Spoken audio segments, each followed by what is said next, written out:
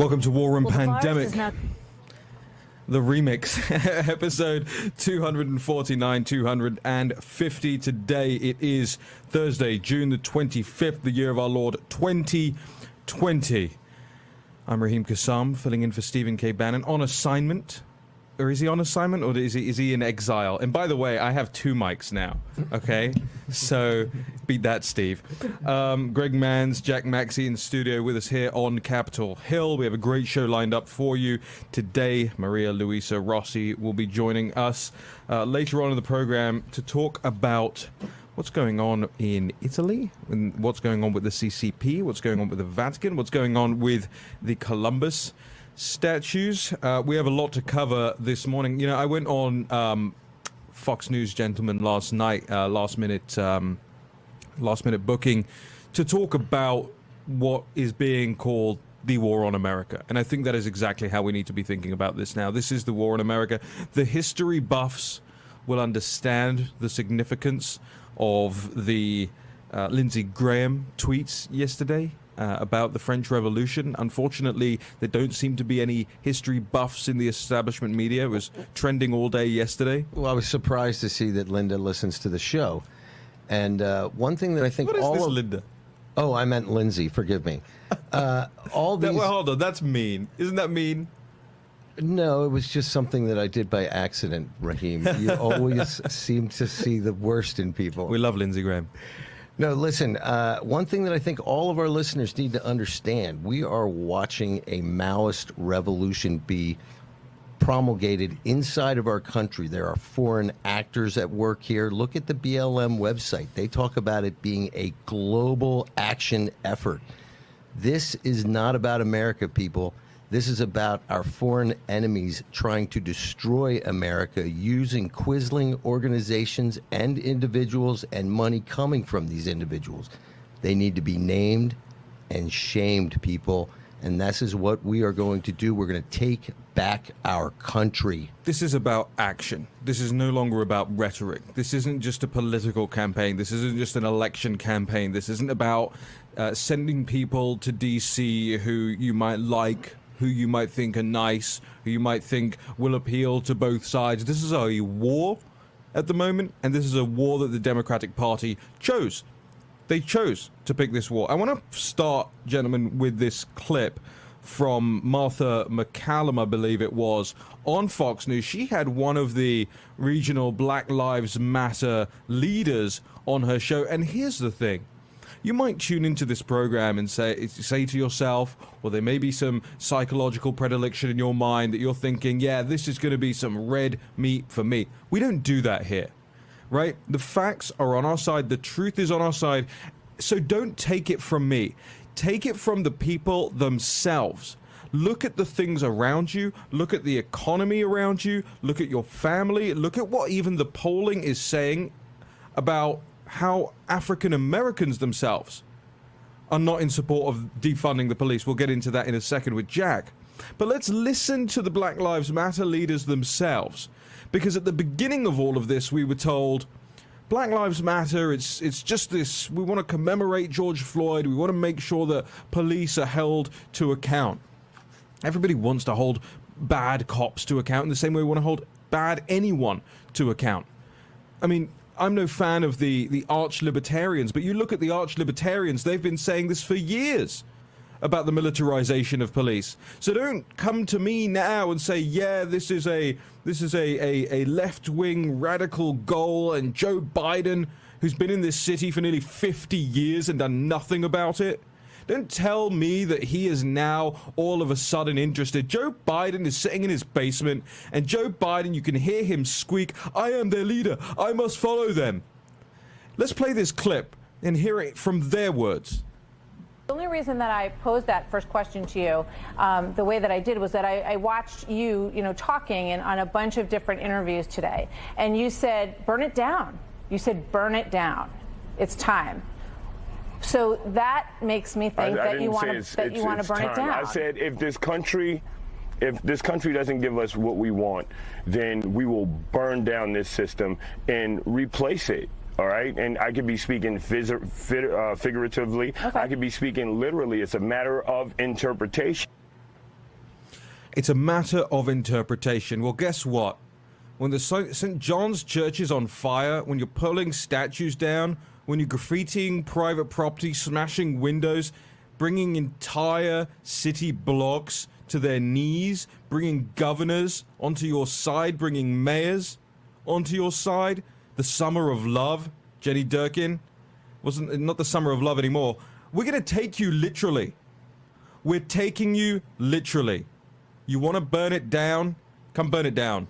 Well, let's also remember, we used to run by the rule when we were kids, sticks and stones may break our bones. But after the last 20 years, we know one thing for certain.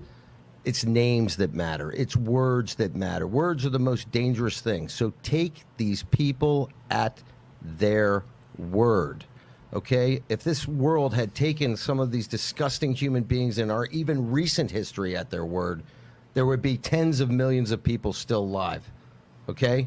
This is the mid-1930s right now. The dark star of evil on this planet is the Chinese Communist Party. They are the ones behind this. They want to undermine our institutions. Remember what they did to Australia over the last several weeks with the stated intent. The purpose of this is to undermine your faith in your institutions, undermine your faith in your history, undermine your faith in the morality of your nation state. It's time to fight back, people. Let's unpack what he just said there.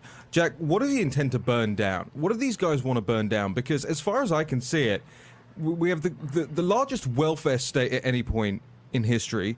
We have the most woke corporate environment at any point in history. The most multiculturalist governmental attitudes at any time in history. The police who march in the pride parades. The Trans-Pacific Partnership back on the agenda. What are they burning down?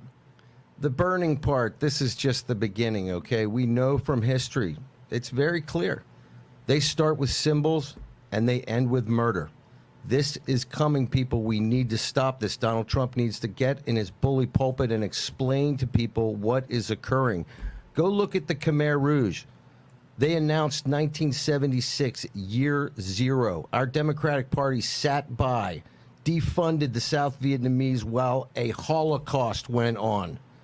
Don't let it happen here, people. And I can make one thing very clear.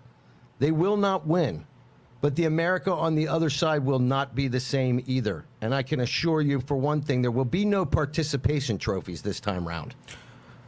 You know, it occurred to me yesterday, Jack, that it was perhaps since we started handing out those participation trophies at the turn of the last century, at the end of the last century, those are the people now who are running the show. Well, we were talking about this yesterday. Perhaps this is kind of like a psychological spasm of these millennials against their parents and their participation trophies.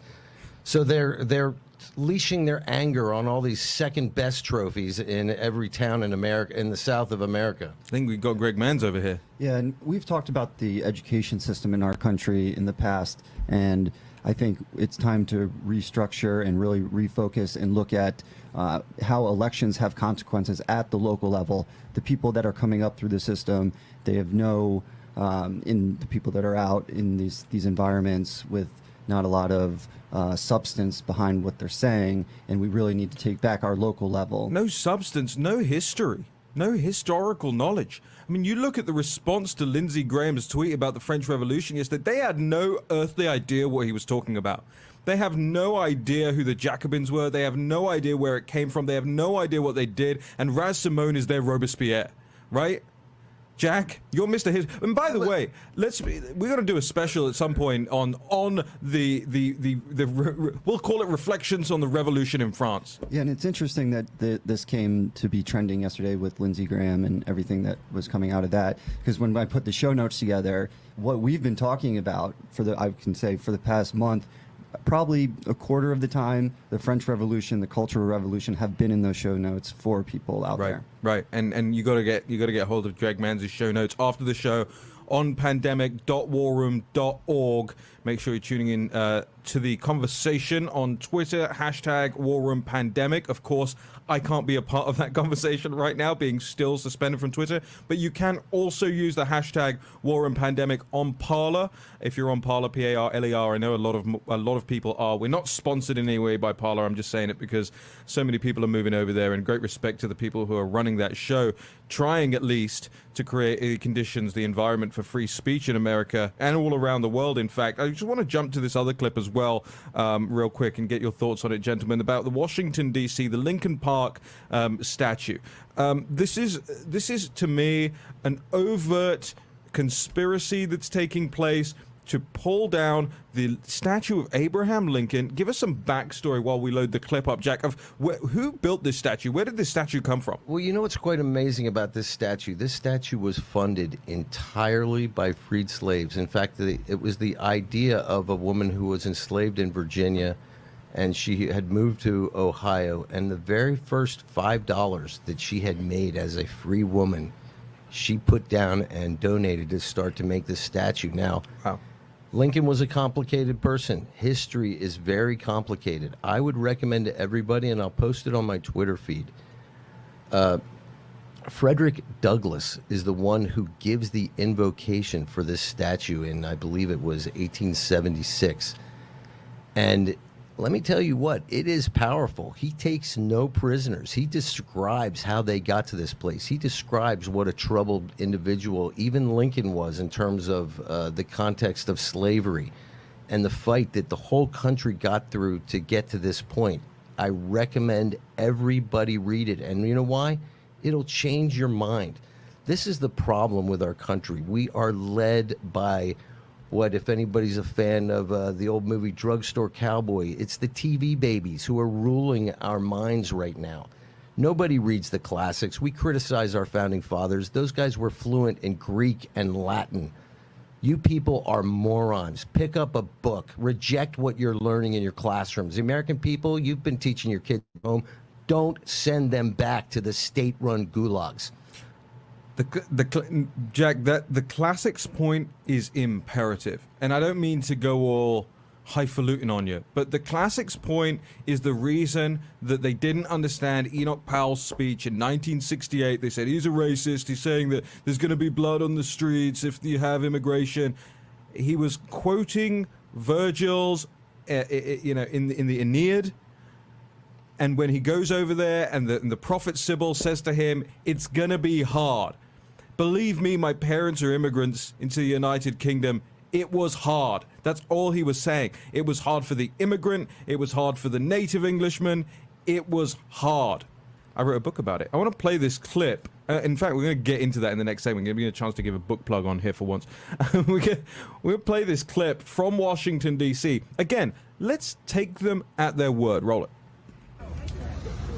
So, now, our team today, some of my members out here, we don't want to tear down the statue today. We understand. We don't want to do it today. We are going to be doing it on Thursday at 7 p.m., okay? Thursday at 7 p.m. Say it, Thursday? Thursday. At 7? At 7 p.m. p.m. Okay. So we are going to be out here. We want Thursday at 7 p.m. That's today. Yes, and remember Mayor Jenny Durkin with the guys at the BLM thing a few years ago? Two people making a plan is a conspiracy. There is a crowd of people scheduling. I hope to God that we're going to find out that the FBI is on this. I have my doubts, but I hope so. Back with more War Room Pandemic. Greg Mans, Jack Maxey, Raheem Kassam.